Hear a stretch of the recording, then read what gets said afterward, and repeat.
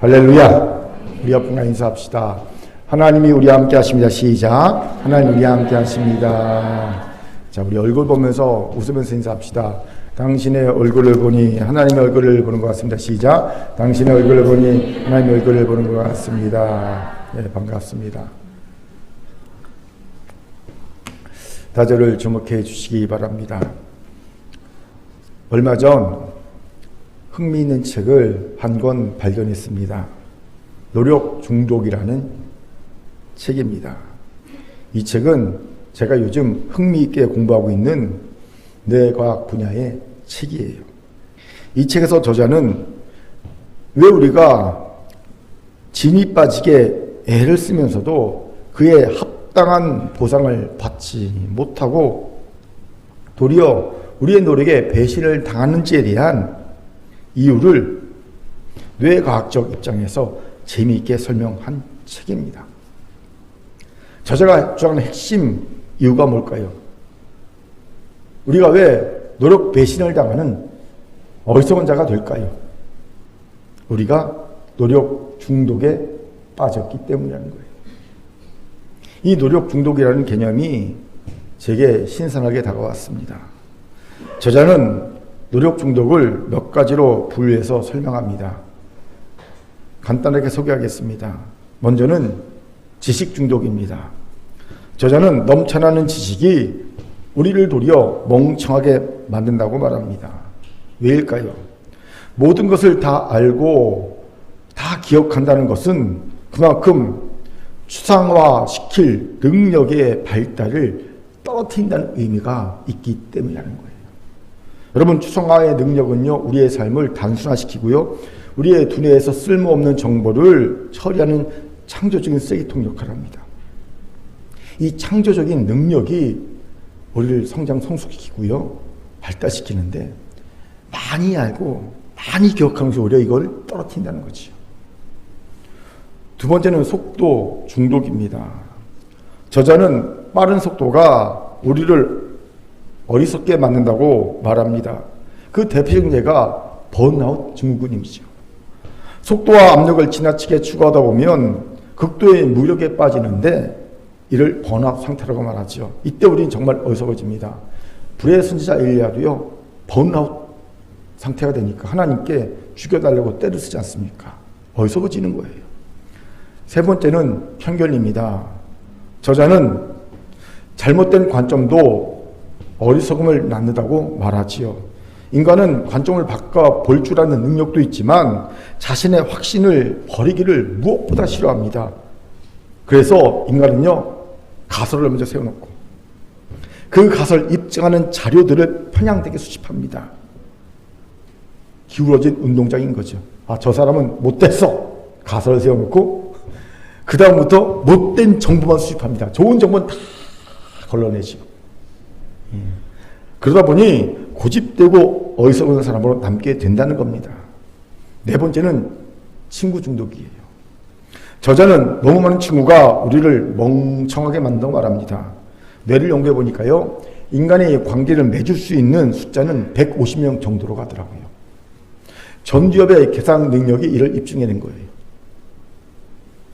이러니 이를 벗어난 친구, 뭐 몇천 명 이렇게 되면요, 우리의 뇌가 감당할 수 있는 숫자가 아닙니다. 결국 지나친 친구 때문에 자신을 성찰하고 내면을 채울 수 있는 물리적인 시간을 얻을 수 없어 어리석은 이가 된다는 겁니다. 제가 쇼펜하우의 책을 읽었더니 쇼펜하우는요, 친구는 한 명도 없어도 된다 얘기하더라고요. 왜요? 친구가 없어야 자기의 내면을 보고 내면의 자족을 충분히 즐길 수 있다 얘기하더라고요. 그 노인의 사진이 되게 고집스러워요. 말년에 외로웠을 것 같아요. 아무튼 예. 다섯 번째는요, 완벽의 강박입니다. 저자는 완벽의 강박도 우리를 어리석게 만든다고 말하지요. 한 예로 목표를 지나치게 높게 잡은 이는요, 작업에 만족하고 끝내기가 그만큼 더 어려워진다는 겁니다. 그렇게 이런 이는 제때 기한 안에 일을 못 마치는 겁니다. 낭패를 당하는 경우가 있어요. 이러면 시작 안 하니만 못하게 되지요. 그치요? 제때 딱 내야 되는데 기한을 놓쳐버리면 안 하니만 못하지 않습니까? 이런 얘기에 저자는 조언합니다. 80대 20의 법칙을 기억하라고. 이게 참 중요한데요. 연구해 봤더니 우리가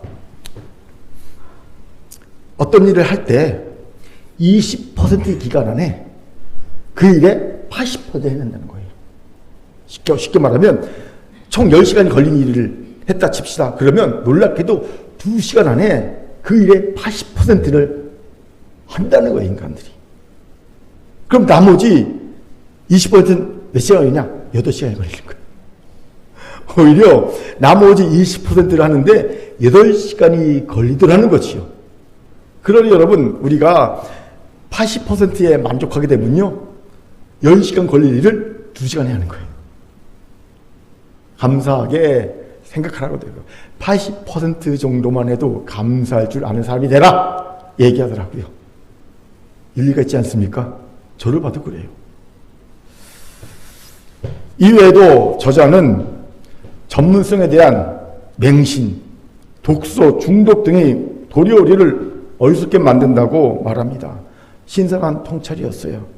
특히 일과의 책들을 지금 제 책상에 가득 쌓아놓고 한숨만 짓고 있는 저에게는요, 자유함을 주는 말씀이었어요.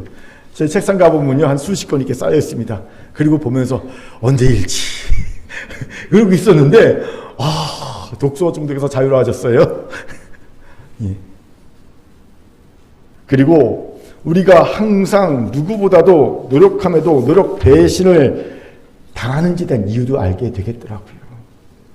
그 노력의 실상은요, 노력 중독이었다는 거지요. 이제 우리 자신을 돌아봅시다. 노력 배신의 상처가 있지 않습니까?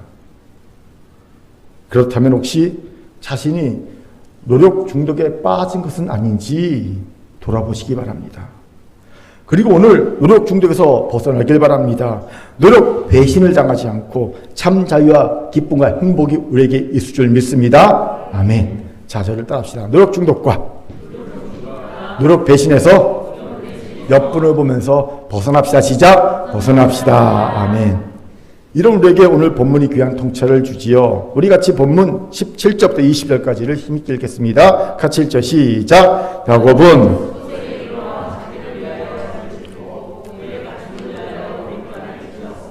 그 땅 이름을 숫곳이라 부르더라. 야곱이 밧다마리아에서부터 평안히 가나안 땅 세겜 성읍에 이르러 그 성읍 앞에 장막을 치고 그가 장막을 친 밭을 세겜의 아버지 하몰의 아들들의 손에서 백크시타에 샀으며 거기에 제단을 쌓고 그 이름을 엘렐로에 이스라엘이라 불렀더라. 아멘. 내용은 이렇습니다. 20년 동안 도망자 신세로 삼촌이자 장인인 라반의 집에 얹혀 살던 야곱은 야반도주랍니다. 거부가 된 자신을 보는 삼촌과 그 사촌들의 눈빛이 좋지 않았기 때문이에요. 질시와 의욕의 눈빛으로 자기를 쳐다봅니다. 혹시 우리 거 훔친 건 아니야? 이런 눈빛을 보는 거예요. 야반도주하죠. 그리고 우여곡절 끝에 그는 고향으로 돌아오는데 가장 큰 걸림돌이 되었던 형 에서와 화해하는 데 성공하지요. 우리가 잘 아는 야복 강가에서의 하나님과의 씨름도 있었고요. 하나님께 환도뼈를 맞아 유골되는 불상사도 있었습니다. 하지만 하나님의 은혜로 무사히 형과 화해하고 야곱은 한동안 숫곳에 머물렀음을 봅니다. 그런데 숫곳은 놀랍게도 갓 지파의 성읍으로 요단강 동쪽에 있고 야복강 근처에 있는 곳입니다. 이것의 의미가 뭔지 아십니까? 야곱이 요단강을 건너 약속의 땅에 들어갔다가 형 에서를 만난 뒤에 다시 요단강을 되건너 약속의 땅을 벗어났다는 거예요. 야곱은 기적적으로 형 에서와 화해했지만 여전히 형에 대한 의심과 두려움을 극복하지 못했기에 다시 후퇴한 겁니다. 그렇다고 완전히 약속의 땅을 벗어나기는 싫었던지 언제든지 약속의 땅으로 다시 건너갈 수 있는 야복강 근처에 있던 곳에 정착한 겁니다. 야곱의 갈등과 의심과 두려움을 느낄 수 있는 선택이 아닐 수 없죠. 그러던 야곱이 무슨 바람이 불었는지 드디어 요단강을 건너 약속의 땅으로 들어갑니다. 그것도 가나안 땅의 중심 세겜 성읍 근처까지 이릅니다. 여기서 주목할 단어가 있어요. 평안이란 단어입니다. 야곱은 갈등과 의심과 두려움이 가득했던 옛날의 야곱이 아니었습니다. 어찌된 이유인지 평안한 가운데 요단강을 건너 세겜에 이릅니다. 한마디로 우리 야곱이 달라졌어요. 우리의 야곱이 달라졌어요. 여기서 우리가 깊게 보아야 할 것이 있습니다. 사람은 그냥 달라지지 않는다는 거예요. 남들이 보기에는 조금 변한 것 같아 보여도 그 조금의 변화 뒤에는요, 사실 본인의 엄청난 노력이 숨어 있음을 알아야 합니다. 저는 우리 큰 교회의 셀장들을 보면서 이런 모습을 봅니다. 그냥 보기에는 조금 변한 것 같아요. 작년보다 조금 더 세련되게 연락을 하는 것 같고 조금 더 셀 모임을 잘하는 것 같습니다. 그런데 제가 잘 알죠. 그 조금의 변화를 위해 얼마나 본인은 노력을 했는지를, 거절당함의 두려움을 극복해야 했고요. 어색함을 극복해야 했고요. 정신없는 일상 중에도 그래도 시간을 내서 짬을 내서 셀을 돌아봐야 했다는 겁니다. 그렇기에 그 작은 변화는 결코 작지 않은 거예요. 야곱의 숫곳에서 세겜 성읍으로 이사가 그랬다는 겁니다. 야곱의 숨은 엄청난 노력이 있음을 우리가 깨닫게 되지요. 여기서 질문이 생깁니다. 그럼 도대체 야곱은 숫곳에서 세겜 성읍으로 이주하기에 구체적으로 어떤 노력을 했을까? 같이 알아봅시다. 먼저는 의심과 두려움을 극복해야 했다는 겁니다. 이미 말한 대로 야곱은 형 에서와 화해했음에도 의심과 두려움을 극복하지 못해 다시 요단강을 건너 숫곳으로 후퇴한 이였지요. 그랬던 야곱이 단번에 약속의 땅의 중심인 가나안 성읍으로 이주합니다. 이건 그동안 야곱을 짓누르던 의심과 두려움을 극복하지 않고는 할 수 없는 결단이었습니다. 그것도 야곱은 평안히 요단강을 건넜다고 성경에 기록하고 있지 않습니까? 평안히 건넜다. 여기서 궁금합니다. 도대체 야곱에게 무슨 일이 있었기에 그 의심과 두려움 맡은 야곱이 이렇게 변화될 수 있었을까요? 우리는 그 이유를 창세기 33장 14절과 16절에서 추정하게 되지요. 우리 같이 읽어봅시다. 같이 읽습니다. 시작. 장하건대 내 주는 종보다 앞서가서서 나는 앞에 가는 가축과 자식들을 걸은 대로 천천히 인도하여 세일로 가서 내 주께 나아가리이다. 이날에 에서는 세일로 돌아가고 아멘. 야곱은 형 에서에게 이렇게 약속하죠. 에서가 먼저 세일에 가 있으면 자신이 가축과 자식들을 이끌고 천천히 세일로 가서 정식으로 인사드리겠습니다. 약속합니다. 이 약속을 믿고 에서는 세일로 먼저 돌아가지요. 그런데 이 말은요, 새빨간 거짓말이었어요. 야곱은 처음부터 세일로 갈 생각이 1도 없었습니다. 어떻게 이런 말합니까? 에서가 세일로 떠나자마자 바로 야곱은 짐을 싸서 가족들을 데리고 요단강을 다시 건너 숫곳으로 도망을 쳤기 때문입니다. 그럼 왜 하필 숫곳일까요? 숫곳은 그 당시에도 잘 알려지지 않은 오지였기 때문입니다. 그런 오지에 가야 형 에서가 자신을 추적하지 못할 것 아닙니까? 오지로 가야.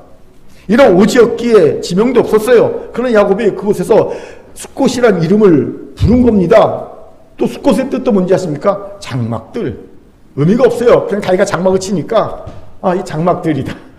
숫곳에 부른 겁니다. 무슨 얘기입니까? 임시 거처였다는 뜻입니다.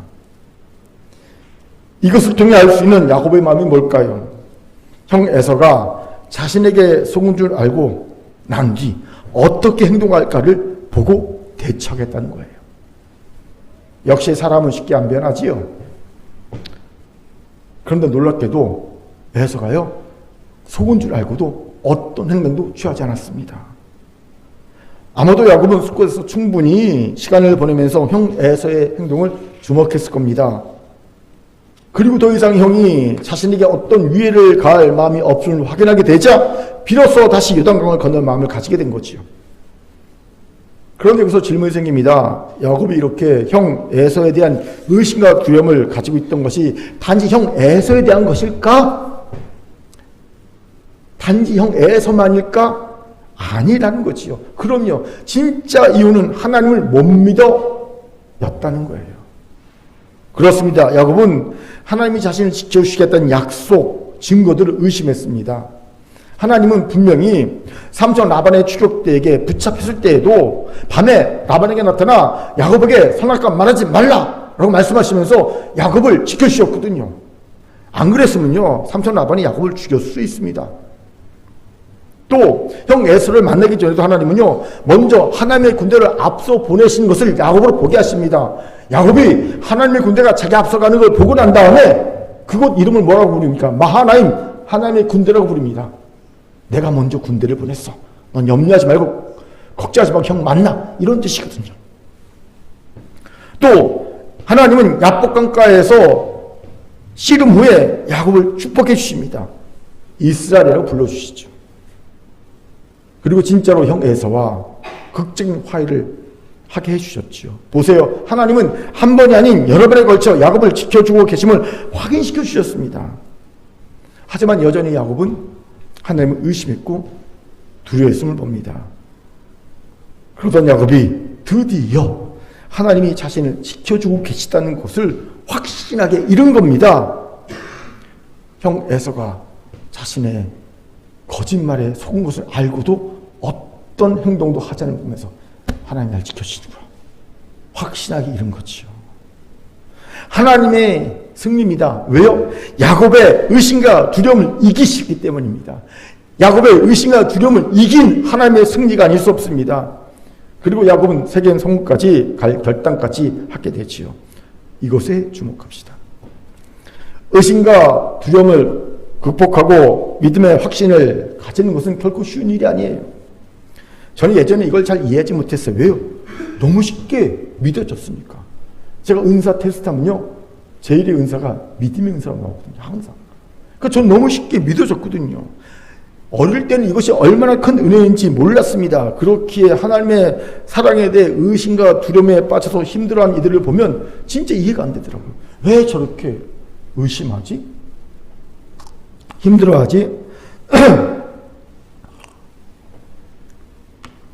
솔직하게 한심해 보이기까지 했습니다. 그런데 나이가 들고 나를 정직하게 보기 시작하면서 의심과 두려움을 극복한 것이 사실 엄청나게 힘들다는 것을 알게 되었어요. 왜요? 저 역시도 극복하지 못하는 의심과 두려움이 있음을 보았기 때문입니다. 물론 그 의심과 두려움의 무게 질이 예전과 달라요. 예전에는요, 어릴 때는요, 킬로그램급이라면 지금은요, 제가 닥치는 그 삶의 무게가 톤급이거든요. 예, 그러니까 확실히 좀 다릅니다. 이런 저를 보니 의심과 두려움을 어렵게 극복하고 한 걸음의 믿음의 걸음을 떼는 일을 보면요, 그리 좋을 수가 없어요. 애썼어 라는 말이 절로 나옵니다. 아이고 애썼어. 그래 믿음의 한 걸음 떴구나. 의심과 두려움 극복 한 걸음 떴구나. 애썼어 란 말이 나옵니다. 그렇기에 칭찬합니다. 기억하십시오. 그런 분이 있다면 여러분이 한 걸음의 믿음의 걸음을 떼기 위해 하나님이 얼마나 오래 참으셨는지, 얼마나 많은 사랑을 부어주셨는지, 하나님의 사랑이 여러분의 의심과 두려움을 이기셨다는 것을 잊지 마시길 바랍니다. 아멘. 자, 저를 따라합시다. 하나님의 사랑으로 의심과 두려움을 극복합시다. 자, 옆분을 보면서 우리 다 의심과 두려움을 극복한 이니까 말합시다. 썼습니다. 시작. 썼습니다. 아멘. 두 번째로 야곱은 숫곳에서 세겜 성읍으로 이주하기에 낯선 곳에 도전하는 노력을 했음을 봅니다. 우리 19절 같이 읽겠습니다. 시작.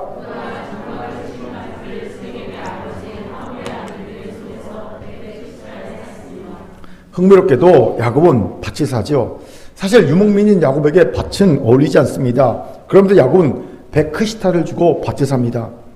우리 돈으로 약 3억 2천만 원에 해당하는 거금이지요. 결코 적은 돈이 아닙니다. 그냥 순간 돈 자랑하고 싶어서 마음이 확 땡겨서 사는 것이 아니란 뜻이에요. 그럼 왜 야곱은 거금을 주고 자신에게 어울리지 않는 밭을 샀을까요? 간단합니다. 왜 밭을 삽니까? 밭농사하려고. 그치요? 혹시 목축지로 쓰려고 산 것이 아닐까라는 생각이 드는 분이 있습니까? 여러분, 목축지는 굳이 살 필요가 없습니다. 주변을 돌아보면 다 목축지니까. 그냥 가축 때리고 나가면 됩니다. 예, 굳이 살 필요가 없어요. 또 만약 목축지를 살려 하면요, 3억 2천만 원 갖고 안 됩니다. 몇 헥타로, 뭐 10헥타로, 20헥타로 사야 되는데 이거 갖고 되겠습니까? 안 돼요. 그렇기에 3억 2천만 원으로 샀다 하는 것은요, 농사지을 밭을 샀다라는 것을 보는 것이 합당하다는 거지요. 이것에 주목합시다. 야곱은 밭 농사를 하려고 밭을 샀습니다. 이건 야곱이 가나안 땅에 정착하기 위해 스스로 변화를 시도하고 있다는 강력한 증거입니다. 이런 야곱의 결단을 뒷받침하는 것이 세겜으로 이주입니다. 사실 야곱이 이 땅을 살 곳은요, 막벨라 구리는 헤브론이야. 맞습니다. 명분상, 장자의 명분상 그것이 맞아요. 왜요? 그곳에는요, 할아버지 아브라함과 할머니 사라가 묻혀있는 무덤이 있지 않습니까? 여러분, 아브라함이 그냥 막벨라 구리가 그 근처에 밭에 산 것이 아닙니다. 그곳에서 뿌리를 내리려고 산 거예요. 그렇기에 아버지 이삭도요, 말년에는 헤브론에 정착하여 살고 있어요. 그러니 장자의 권리를 그렇게 요구했던 야곱은요, 명분상 어디를 가야 됩니까? 헤브론에 가야 되는 거예요. 밭을 살려면 어디를 사야 됩니까? 헤브론 밭을 사는 것이 맞습니다. 하지만 야곱의 선택은요, 세겜 성읍이었습니다. 왜일까요? 이유는 간단합니다. 세겜 성읍은 가나안 땅의 중심부에 있는 도시였기 때문입니다. 쉽게 설명하면 세겜은 서울이고 헤브론은요, 저 울산 대구 정도로 보면 맞을 겁니다. 야곱은 가나안 땅의 중심부에 뿌리를 내리기로 결단했던 겁니다. 이것에 주목합시다. 야곱은 단순히 이사를 한 것이 아니었어요. 그는 새로운 삶에 도전하고 있던 겁니다. 이를 위해 그는 낯선 농사에도 도전해 보려고 했음을 봅니다. 그런데 사실 이건 굉장한 내적인 결단과 함께 노력, 실제적인 노력이 있어야 가능한 일이지요. 지금 우리 한국인이 미국에 진출한 지 120년 됐다고 그래요. 제가 얼마 전에 워커힐 호텔에서 한미수교 120년 기념 행사에 다녀왔지 않습니까? 밥 잘 먹고 딱 나오는데 주차비가 4만 원이 나와서 헛겠지. 예, 괜히 갔다 그랬습니다. 예. 재미교포 얘기 들어보니까 지금은 120년이 지나니까 우리 재미교포 중에서 미국 사회 상류층 중심부에 진출한 이들이 꽤 많아요. 하원원도 5명 있고요. 잘 살고 있어요. 그런데 초기에는요, 정말 말로 하기 어려운 고생을 했다 하더라고요. 한국에서 공부 많이 하고 박사, 그리고 한국에서 뭐 알아주는 뭐 직업을 갖고 있던 이들라도요, 미국 가는 순간 속담으로 얄짤없습니다.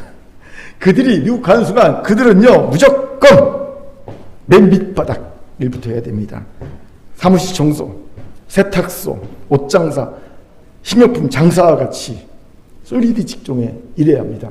유대인이 했던 거거든요. 그걸 중국 화교가 물려받았고, 중국 화교에 했던 걸 우리가 물려받았고, 그 우리가 했던 걸 지금 스페니시가 물려받고 있거든요. 예.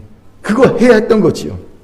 이런 결단이 없이 한국에서 좀 나 대접받아야지, 나 박사인데, 나 사회에서 이런 지위에 올랐는데 이런 마음을 가진 사람은 미국에 이민 갈 수 없는 거죠. 밑바닥부터 새롭게 시작하고자 하는 마음이 있어야 할 수 있다는 거죠. 그런데 이런 변화와 결단이 말로 생각한다, 말로 한다고 마음먹는다고 쉽게 되겠냐는 거죠. 쉽지 않습니다. 제가 해봐서 알죠. 저도요, 이중직 목사의 삶을 결단했을 때 목사로서 대접받을 것을 기대하지 않았습니다. 그런데 기대하지 않았는데 막상 해보니 진짜 어렵더라고요. 자존심 상한이 얼마나 많은지요. 그래서 초기에는요, 마음이 많이 힘들어서 차를 주차장에 딱 세워놓고 차 안에서 3분간 통성기도 했습니다. 막 통성기도 하고 난 다음에 선포했어요. 10번 정도. 나윤수 넌 할 수 있다. 나윤수 넌 할 수 있다. 선포 딱 해놓고 그리고 사무실로 올라갔어요. 무장하는 겁니다. 안 그러면요, 힘들어서 못 견디겠더라고요. 예. 그렇게 저는 낯선 것에 도전한다는 것이 얼마나 어려운 일인지 잘 압니다. 그런데 야곱이 그 어려운 것에 도전하고 있어요. 야곱도 많은 고민과 갈등, 노력을 통해 이런 도전에 이르렀음을 능히 짐작할 수 있음을 보지요. 그렇게 저는 성도 중에서도 낯선 것에 도전한 이들을 보면 일단 그저 응원해주고 싶은 마음이 들어요. 그의 도전에는요, 남은 절대 알 수 없는 많은 고민과 갈등, 노력이 있음을 알기 때문입니다. 우리 이것을 알아줍시다. 그리고 응원해 줍시다. 아멘. 아멘. 자, 옆분과 인사합시다. 낯선 곳에 도전한 이들 옆분을 보면서 응원합시다. 응원합시다. 세 번째로 야곱은 숫곳으로 이주하면서 한 번도 해보지 않았던 하나님을 증거한 일을 하고 있는 겁니다. 20절 같이 읽겠습니다. 같이 시작. 거기에 제단을 쌓고 그 이름을 엘렐로에 이스라엘이라 불렀더라. 아멘. 흥미롭게도 야곱은 세겜 성읍 앞에 장막을 치고 제단을 쌓습니다. 그리고 그 제단 이름을 엘렐로에 이스라엘이라고 부릅니다. 뜻인즉 하나님, 이스라엘의 하나님이라는 뜻입니다. 이 이름이 의미심장하지요. 왜입니까? 엘은 당시 가나안 땅 사람들이 생각하는 가장 최고의 신의 이름이거든요. 수많은 신 중에 최고의 신 이름이 엘이었습니다.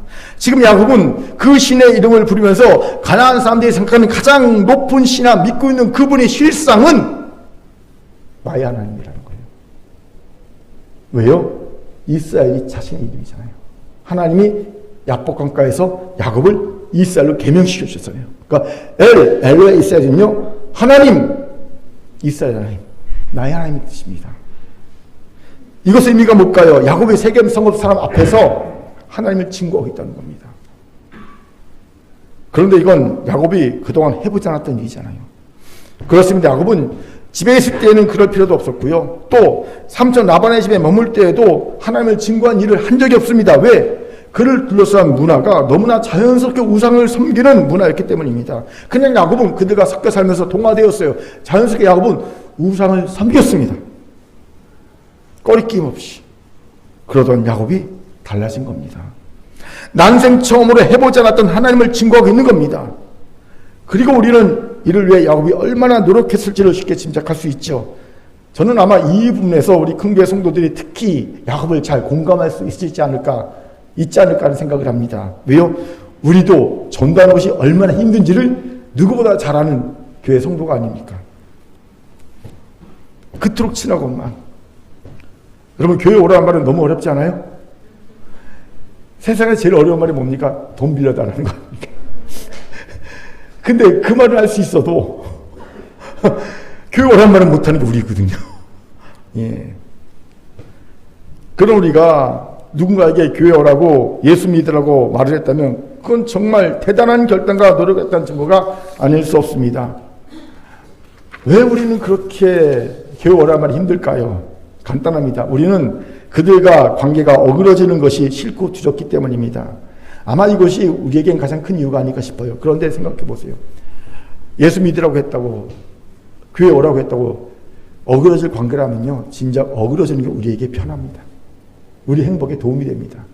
예, 그 정도 관계는요, 신경 쓰지 않아도 됩니다. 길고 끌 관계가 아니지요. 그럼 또 다른 이유가 뭘까요? 우리의 친한 이들은 우리를 너무 잘 알기 때문입니다. 못 볼 것까지 다 봤잖아요. 예. 그런 이에게 교회라고 하는 것이 왠지 위선적으로 느껴지는 거예요. 내가 교회라고 하는 것이 네가? 그런데 야곱을 보세요. 야곱의 삶이 그 식구들 보기에 썩 훌륭한 삶은 아니지 않습니까? 거짓과 속임수와 뒤통수 치기와 욕심과 우상숭배가 적절히 섞인 삶이 야곱의 삶이지 않습니까? 그것을 가족들이 다 봤습니다. 압니다. 그런 야곱이 가나안 땅에 딱 왔다고 갑자기 하나님, 나의 하나님이라고 선포한다고 가족들이 오, 우리 아빠가 변했어요. 와, 우리 남편이 변했어요. 박수 쳐주고 인정해 줄까요? 어림도 없습니다. 어쩌면 저러다 말겠지라고 평가절하고 비웃었을지 모릅니다. 실제로 34장에서 우리는 아버지 야곱의 리더십을 무시하고 제멋대로 세겜 사람들을 잔인하게 학살하고 약탈하는 아들들의 모습을 보게 되죠. 이것을 꾸짖는 아버지에게 되레 화를 내고 대드는 놀라운 모습을 보게 됩니다. 창세기 34장 31절 현대 성경을 읽읍시다. 시작. 하지만 시몬과 레위가 아버지에게 대들었다. 아버지, 그러면 저놈들이 우리 누이 동생을 창녀 취급해도 좋습니까? 여러분, 요즘 시대가 아니에요. 족장 시대입니다. 아버지의 말 한마디에 자식 죽일 수 있습니다. 그런 시대에 불구하고 아버지의 권위, 족장의 권위를 찾아볼 수 없는 야곱의 모습을 보게 됩니다. 이런 상황이 야곱이 갑자기 하나님을 증거하는 것이 쉬운 일이 아니었을 겁니다. 야곱도 부끄러웠을지 모릅니다. 내가 하나님, 나의 하나님이라고 얘기하는 것이 얼마나 부끄러운 일일까 생각했을 겁니다. 하지만 야곱은 합니다. 대단한 결단과 노력이 필요했음을 보게 되지요. 마찬가지로 저는 평생 해보지 않았던 전도 비스꾸무리한 것을 하는 이들도 칭찬합니다. 시간 될 때 교회 놀러와. 교회 놀러와. 예배 드리가지고 놀러와. 예배 드리는 것도 아니고 놀러와. 우리 교회 멋진 형제들 많아. 이쁜 자매들 많아. 말 되는 얘기 하면서 교회 오라고 그런 것, 전도 비스꾸무리한 것, 이 말 하는 것도 대단한 거라고 생각합니다. 왜요? 그에겐 정말 그것마저도 쉬운 일이 아니었음을 잘 알기 때문입니다. 아마 모르긴 몰라도 그 말 한마디 꺼내기가 정말 어려웠을 겁니다. 그렇게 저는 전도 비스꾸무리하게 한 일이라도 그 노고는 인정해 줘야 된다. 칭찬해 줘야 된다고 생각합니다. 아멘. 자, 우리 옆분과 인사합시다. 전도하려고 한 것만으로도 칭찬합니다. 시작. 전도하려고 한 것만으로도 칭찬합니다. 지금까지 우리는 야곱이 숫곳에서 세겜 성읍으로 이주한 것이 그냥 쉽게 된 것이 아니라 엄청난 결단과 노력이 동반된 일이었음을 살펴봤습니다. 자, 그럼 우리는 이후에 야곱의 삶이 어떻게 되었을 것을 기대하게 될까요? 이런 엄청난 내적 결단과 노력을 통해서 삶의 변화를 추구했습니다. 그럼 어떤 일을 기대해야 될까요? 잘 될 것이다. 행복해질 것이다. 형통해질 것이다. 이걸 기대해야 될 것 같지 않습니까? 그런데 이게 웬일입니까? 이런 야곱의 결단과 노력이 수포로 돌아가는, 아니 그 인생 최악의 결과로, 위기로 되돌아오는 일이 벌어진 것을 보게 되지요. 바로 그의 딸 디나가 세겜성에 놀러 갔다가 세겜 성주 아들에게 성폭행을 당하고, 이에 분노한 아들들이 세겜 성주와 사람들을 속여 세겜성 사람들을 잔인하게 학살하고 세겜성의 재물을 약탈하고 부녀자들을 납치하는 도가 지나친 보복을 하는 일이 벌어진 겁니다. 이론의 야곱은 일생일대의 위기에 처하죠. 가나안 족속들이 야곱 가족을 죽이기 위해 불을 켜고 찾는 일이 벌어진 겁니다. 한마디로 노력 배신을 당한 거예요. 여기서 질문이 생기죠. 왜 야곱에게 이런 어처구니없는 일이 벌어진 것일까요? 왜 야곱은 누구보다 애를 쓴 수고하는 인생을 살았음에도 항상 노력 배신을 당하고 마는 걸까요? 그렇습니다. 사실 야곱에게 이런 일은 이번만이 아니었어요. 그는 삼촌 라반의 집에서도 정말 누구보다 애를 썼습니다. 그는 라헬을 아내로 얻기 위해 7년을 며칠처럼 생각하면서 노력했죠. 그런데 그게 돌아온 것은요, 노력 배신이었어요. 삼촌이 그를 속였잖아요. 아내를 바꿔버렸잖아요. 또 그는 20년간 삼촌을 위해 정직하게 봉사했습니다. 그가 말하죠. 창세기 31장 38절 40절까지 제가 읽겠습니다. 내가 이 20년에 외삼촌과 함께하였거니와 외삼촌의 암양디나 암염소들이 낙태하지 아니하였고 또 외삼촌의 양떼와 수양을 내가 먹지 아니하였으며 물려치킨 것은 내가 외삼촌에게로 가져가지 아니하고 스스로 그것을 보충하였으며 낮에 도적을 맞았든지 밤에 도적을 맞았든지 내가 외삼촌에게 물어내었으며 내가 이와 같이 낮에는 노예를 무릅쓰고 밤에는 취를 당하며 눈부실 겨를이 없이 지내었나이다. 엄청난 노력을 했다는 거예요. 그런데 이런 야곱에게 돌아온 것이 무엇이었습니까? 외삼촌의 속임수였습니다. 10번이나 그의 임금을 변혁했단 말합니다. 즉 속였다는 거예요. 임금 착취, 임금 속임이 돌아왔어요. 기가 막힌 일이 아닐 수 없죠. 그 누구보다도 노력했고 대단한 결단은 야곱에게 왜 하나님은 이리 가혹한 노력 배신을 자꾸 당하게 하신 걸까요? 왜요? 그 이유가 중요하죠. 뭘까요? 먼저는요, 야곱에게 진짜 필요했던 것은, 그 노력은 하나님과의 관계 회복의 노력이었기 때문입니다. 그렇습니다. 야곱은 누구보다도 노력한 사람이었습니다. 그는 아버지 집에 있을 때에도 형 에서는 들로 산으로 막 짐 안고 뛰어다녔지만 그는 집에서 어머니를 도와 가정일을 도우며 묵묵히 족장의 일을 배웠습니다.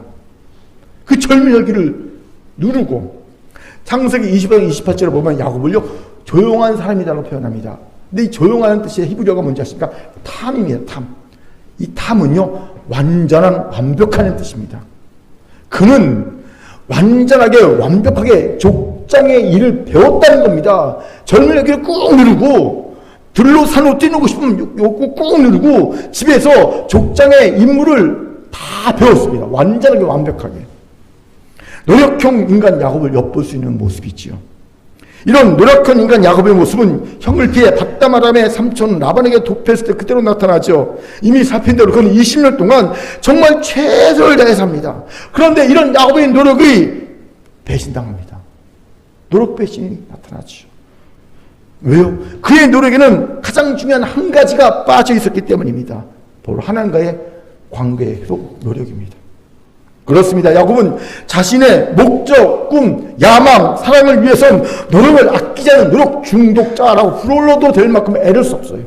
하지만 그의 삶을 보면 하나님과의 관계 회복을 위한 노력은 아예 없습니다. 야복 강가에서도 기도 드렸죠. 하지만 실상은 위기에서 탈출하기 위한 발버둥일 뿐이지 하나님과의 관계 회복을 위한 노력은 아니었잖아요. 오죽 답답하셨으면 하나님이 그 이름을 개명시켜 주셨습니다. 이스라엘. 하나님과 싸워 이긴 자라는 뜻이 아닙니다. 하나님이 너와 싸워 이기시기를 청영입니다. 야곱아, 이제 그만 하나님 이기려 하고 이제 하나님이 너와 싸워 이기는 자, 너 하나님께 지는 자가 좀 돼. 하나님과의 관계가 좀 회복되면 좋겠어. 하나님의 답답한 마음이 표현된 것이 이스라엘로 계명입니다. 그런데 우리도 야곱과 별 차이가 없음을 보지요. 우리가 왜 노력 중독에 빠져서 노력 배신을 당하는 삶을 살까요? 우리도 야곱처럼 가장 중요한 하나님과의 관계 회복에 전혀 신경을 쓰지 않고 있기 때문입니다. 이러면 하나님이 그 노력이 얼마나 헛된 것인지를 깨닫게 해주기에 노력 배신을 당하게 하시는 거예요. 공든탑이 와르르 무너지게 하시는 겁니다. 그렇게 여러분 노력 중독에 빠지지 않고 노력 배신도 당하지 않기를 원하십니까? 그렇다면 가장 먼저 여러분 힘써야 할 것이 뭔지 아십니까? 하나님과의 관계 회복입니다. 하나님과의 관계 회복은요, 기본 전제는 회개입니다. 이거는요, 불변입니다. 회개합니다. 잘못을 깨닫고 인지하고 하나님께 고백하고 하나님의 도우심과 하나님의 구원을 요청하는 회개를 해야 합니다. 이걸 기본으로 깔고 두 가지 행해야 됩니다. 먼저는 하나님을 경외하는 마음을 가지는 것이고요. 두 번째는 내 이웃을 내 몸같이 사랑하는 겁니다. 여러분, 하나님 경외는 간단합니다. 어떤 일 하기 전에 이 말과 행동이 하나님이 기뻐하신 것일까 생각하는 거예요. 그리고 하나님이 기뻐하지 않는 일은 안 하는 겁니다. 그런 생각, 말 하지 않는 겁니다. 이게 하나님 경외입니다. 항상 먼저 하나님이 기뻐하실까 이거 생각, 하나님 경외입니다. 또 내 이웃을 내 몸까지 사랑하는 것도 이것도 간단합니다. 내 몸에 해주고 싶은 거 먼저 남에게 하는 겁니다. 예를 들어 내가 커피 먹고 싶잖아요. 그 순간 옆에 있는 사람이 커피를 챙기는 거예요. 이게 내 이웃을 내 몸같이 생각하는 겁니다. 밥 먹고 싶으면요, 옆에서 물어보는 거야. 밥 먹고 싶으세요? 밥 드실래요? 이게 내 몸같이 챙기는 겁니다. 이게 구체적인 하나님과의 관계 회복의 방법입니다. 이러면 놀랍게도 우리의 삶에 0이었던 것이 1로 바뀝니다. 여러분, 우리 삶이 0일 때는요, 아무리 수를 곱해봐야 0입니다. 천을, 만을, 억을 곱해봐야 0에다 곱하면 0이에요. 그런데 우리의 삶이 1로 바뀌는 순간 곱하는 대로 불어나는 거예요. 너무나 많은 사람들이 왜 노력 중독에 빠졌는데 노력 배신 나가지 않습니까?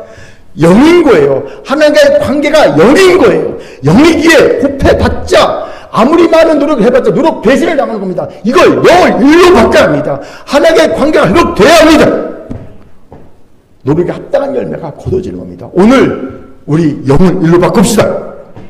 더 이상 노력 중독과 노력 배신의 악순환에 울지 맙시다. 이런 큰 교회 성도가 되길 바랍니다. 아멘. 자, 저를 따라합시다. 하나님과의 관계 회복이 가장 먼저입니다. 옆분을 보면서 0을 1로 바꿉시다. 시작. 0을 1로 바꿉시다. 아멘. 두 번째로 그의 강함이 아닌 약함이 도리어 그의 강함됨을 깨닫게 하시기 위해서라는 겁니다. 무슨 말입니까? 이를 알기 위해 야곱이 일생일대 위기 가운데 하나님께 받은 말씀을 같이 읽어봅시다. 창세기 35장 11절입니다. 같이 읽겠습니다. 시작.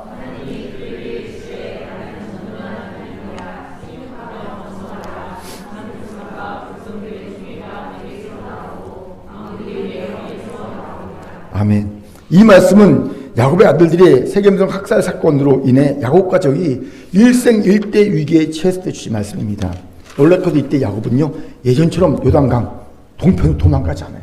그래야 맞는데 도망가지 않아요. 그리고 도리어 가나안 땅의 중심부 베델로 갑니다. 호랑이 입속으로 머리를 쳐넣어 가는 거예요. 왜 베델로 갈까요? 베델은 그가 바담 아람으로 도망칠 때 형 에서의 위협을 피해서 도망칠 때 하나님의 보호자를 오르내리는 천사의 사닥다리를 본 곳이거든요. 그리고 그는 하나님께 서원했습니다. 하나님, 만약 무사히 제가 다시 가족분으로 돌아오게 되면 하나님은 저희 하나님 되실 거고요. 저는 이곳에 성전을 지을 것이고요. 제 물질의 11조를 하나님께 드리겠습니다. 서원했습니다. 물론 싹 까먹었죠. 하나도 지키지 않았습니다. 바로 그 잘못을 깨달은 거예요. 그렇게 야곱은 유단 동편으로 도망쳐야 할 절박한 상황에 도리어 가나안의 중심부인 베델로 갑니다. 호랑이 굴로 스스로 들어갑니다. 근데 그냥 가지 않아요. 모든 가족들의 우상을 다 거둡니다. 수부기거도 같고요. 상수의 나무 안에 묻습니다. 그리고 가족들의 몸을 정결케 하고 의복을 바꾸어 입힙니다. 회개했다는 겁니다. 실제적인 회개, 마음으로 잘못했다 그게 아니라 삶의 변화까지 이르는 실제적인 회개를 합니다. 그때 하나님이 주신 말씀이 창세기 35장 11절 말씀입니다. 무슨 말씀입니까? 간단하게 야곱의 허리에서 왕들이 나오겠다는 약속입니다. 즉 한 나라를 이루고 왕가를 이루겠다는 거죠. 우리는 이 약속이 야곱의 네 번째 아들 유다를 통해서 이루어짐을 알지요. 유다의 자손 중에 다윗이 나와서 다윗 왕조를 이루지 않습니까? 약속이 이루어지죠. 그런데 왜 하필 야곱의 허리라고 했을까요? 여기서 허리로 번역된 히브리어가 할라 차임인데요. 이 말은요, 야복나루에서 야곱이 하나님과 씨름하다가 하나님의 공격을 받아 부서진 그 허리, 즉 히브리어 야레크를 조금 더 분명하게 일반적으로 밝힌 동의어입니다. 야레크 할라 차임은요, 동의어입니다. 즉 환도뼈로 번역된 야레크는요, 관용적으로는요, 엉덩이뼈, 환도뼈, 허리, 사타구니와 같은 남자의 생식 기능의 요체 역할을 하는 것을 표현해서 사용하는 말입니다. 무슨 말입니까? 하나님께 맞아 부러진 그 허리 생식기에서 왕들이 나오게 하시겠다는 겁니다. 여러분, 생식기가 부서졌어요. 인간의 가능성 끝이잖아요. 자손을 못 낳잖아요. 하나님 그런데 말씀하십니다. 야, 생식기가 망가졌는데 내가 거기에서 왕들이 나오게 할게. 즉 인간의 힘으로 불가능한 것을 하나님이 이루어주겠다는 겁니다. 놀라운 약속이 아닐 수 없죠. 왜 하나님이 노력 배신을 당한 야곱에게 이런 약속을 해주고 계실까요? 더 이상 노력 중독에 빠질 필요가 없다는 겁니다. 왜요? 야곱의 강함은 야곱의 노력에 달려있지 않거든요.